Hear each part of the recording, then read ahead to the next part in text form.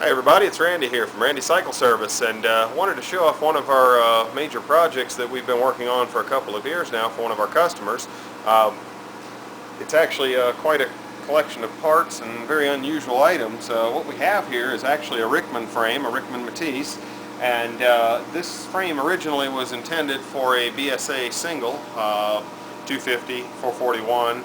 And it's an oil bearing frame, and but the owner of this decided he wanted a matchless motor in it. Not just any matchless motor. For you matchless folks out there, this is a 1959 matchless G15/45 engine. They were quite rare. They only made a couple hundred of the actual motorcycles, but it is a 750 now. It actually started out as a G12 bottom end, but it's had some pretty heavy modifications to the oiling system and the top end as well.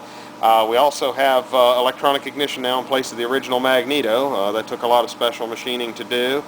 We doweled the cases, just did a lot of interesting work on this one to really make it something a little bit more usable in today's world. We're running a Mikuni carburetor, Norton transmission, and on the other side, if we walk around, we'll have a quick look. You can see that we used a Royal Enfield primary, inner and outer. And that Royal Enfield inner and outer primary houses a Bob Newby belt drive and clutch in there as well, so it's a drive primary now. We're also running a 200 watt stator in this as well, so it actually has a real alternator on it. Stainless steel exhaust all the way out into two pipes, and it's still an oil bearing frame.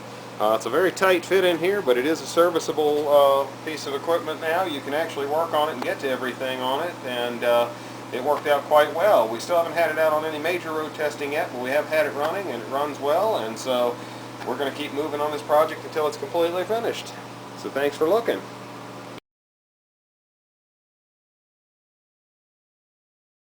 Hi John, it's Randy here from Randy Cycle Service, and I think this is the moment you've been waiting for. I know I have, because it's been, what, a couple of years now. Anyway, as you can see, we're all back together.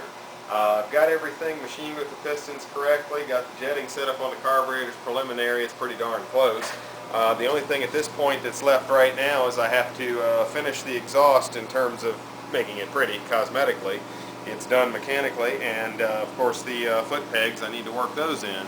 Other than that, everything else is back together, buttoned up and done, so I'm going to fire it up so you can hear it run. Turn on the gas, let's set the choke. Key on.